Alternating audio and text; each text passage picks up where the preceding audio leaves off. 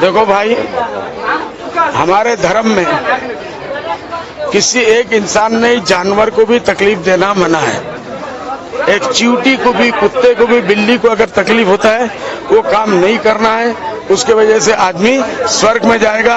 अगर करेगा और कुत्ते बिल्ली को भी कष्ट हुआ तो वो स्वर्ग में नहीं जाएगा। तो ये कुर्बानी के टाइम पे गाय का काटना हमारे यहाँ कोई जरूरी नहीं है, कोई बाध्यता नहीं है। इसलिए हमने ये विधि निकाला है कि इसके अलावा 5-6 जानवर है।